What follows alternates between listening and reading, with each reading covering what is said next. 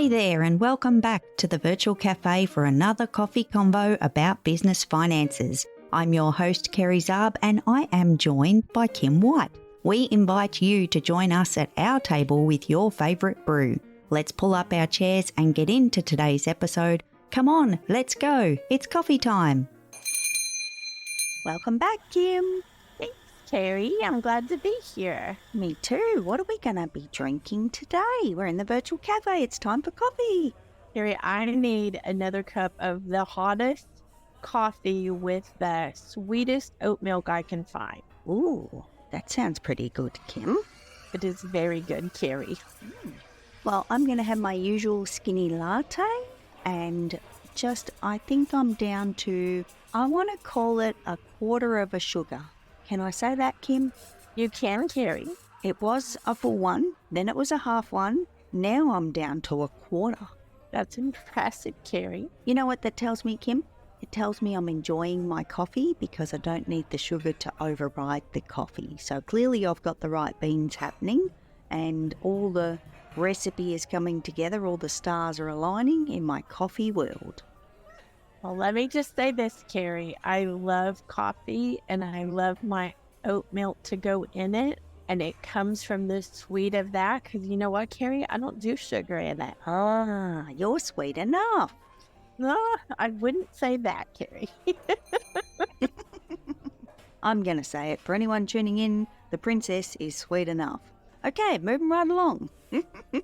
Kim, we've got an interesting topic to cover today because we do want to talk about maybe we feel a little bit too broken to work on our digits.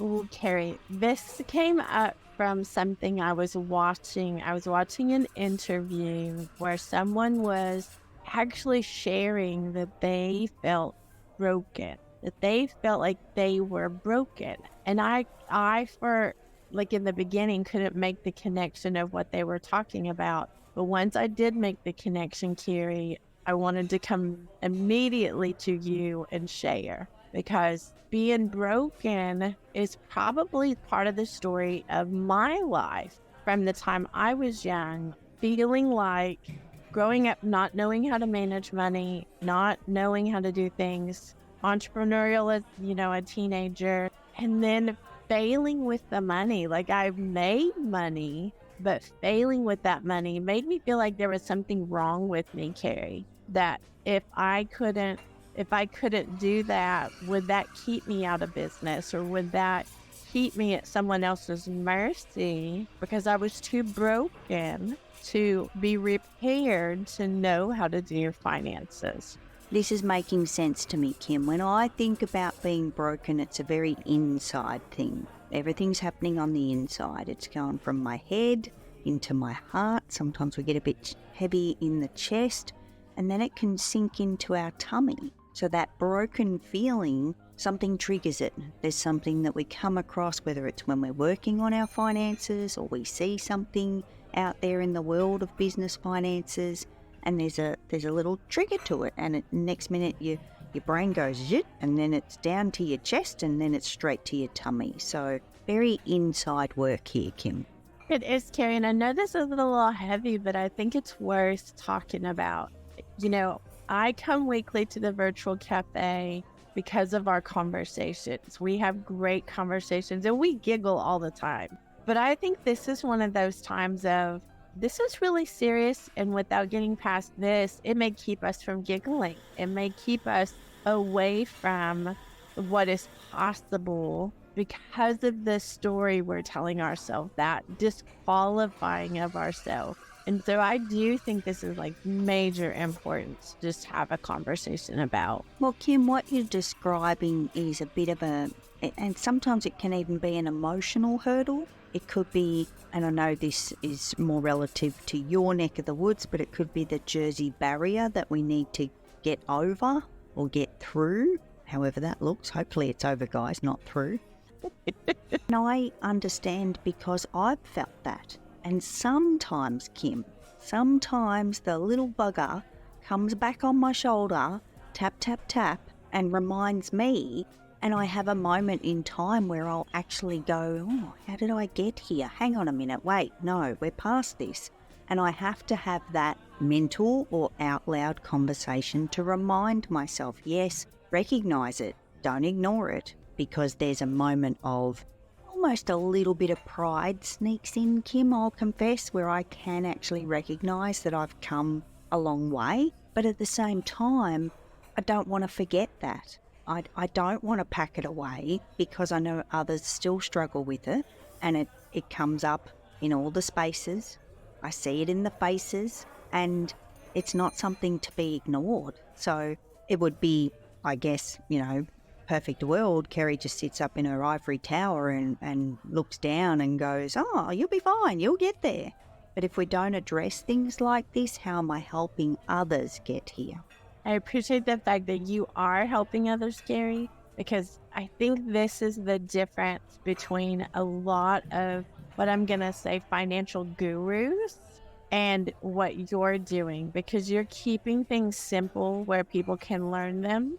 Because we learn everything. We forget that sometimes, and we may not have a propensity toward numbers. It may not be something we like, but when you don't have control of them, everybody else is kind of controlling what we're doing because we're at everybody's mercy. And Kim, sometimes I wonder, because I remember feeling like this, and I remember feeling bamboozled by the terminology. There's words out there that we haven't been taught, we don't know, we're not used to hearing. So there's a lot of, I guess, professional language out there that I feel, sometimes I wonder, Kim, just between you and me, did they put these words in the dictionary so that we would feel less than? Maybe, Gary. I hope not, but it's a maybe. I hope not too, Kim, but there are still moments where there's big words, they've got multiple cylinders. They've got multiple cylinders. There you go, people. They're not syllables anymore. They're called cylinders. That's how much I love the words, especially the big ones. We call the big words 8-cylinder words. Oh, does he? Oh, I love that. Sorry, Kim. I know we're back to the seriousness of this topic. They scare me, and they don't make sense to me. And sometimes I need a translator. Like, let's just keep it simple. Why can't we keep it simple? And unfortunately, there's, some people out there that don't believe in the simple.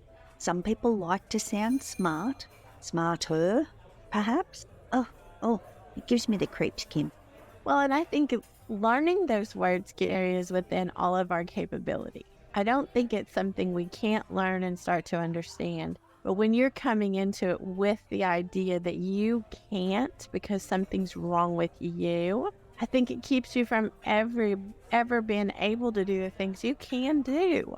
So, Kim, I would love to say that there should be a little financial dictionary out in the world that can give us the translation. Because I've gone to Google for some of the hard words, but they don't always come up, and sometimes it gives you multiple choice or multiple options. If you use the thesaurus, you'll get all the other options in the world, and sometimes that's a little bit confronting and confusing too, Kim.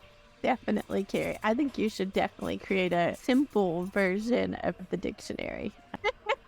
Wait. I see what's going on here. I didn't come here for homework, princess.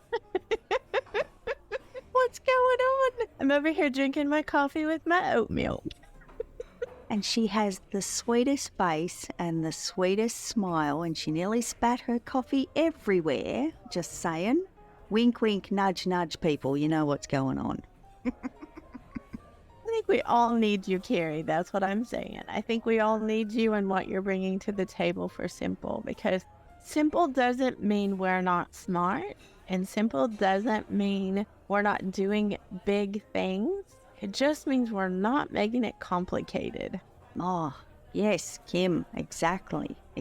Love that. So, Kim, can we just touch on the broken versus the broke before we wrap up today's episode, just for anyone that might have been tuning in? And I skim read like a crazy person, and I know when I see this come up, I will see, am I too broke to work on my digits versus broken? So, Kim, do you want to touch on that quickly? think that should be another episode, Kerry, because some people who feel like they're too broke to work on their digits, they may need encouragement that it doesn't matter how much money you have, you still need to control it. So I'm just saying, Kerry. But skim reading, if you did read it as I am too broke to do the digits, we are talking about like the way we feel about ourselves and money. So there's the broken, Kerry. Exactly. And Kim, you touched on all the simple before, and you know that I love my simple, but I also love my simple sub. So Kim, I kind of feel like we need to have a conversation. Maybe we'll do that next week, a little conversation about simple subscriptions. What do you reckon? Kerry, I think it's a great place to start when you're trying to get your, control of your finances. Keep it simple and start with that tool, Kerry, because you did a great job of making that simple for all of us to save a lot of money. The total is growing, so we might even reveal a new total in next week's episode, Kim. What do you think? Ooh, how cool is that, Kerry? That could be a thing. We might sneak it in there.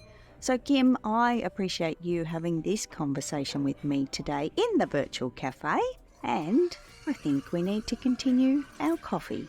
Thank you, Kerry. I'm going to go grab another, and I'll see you next week. Thanks, Kim. Thanks for joining us in the virtual cafe. You can follow the show to be notified of future episodes, and if you're enjoying this podcast, we encourage you to leave a rating or personal review. Until next time, happy biz beans to you.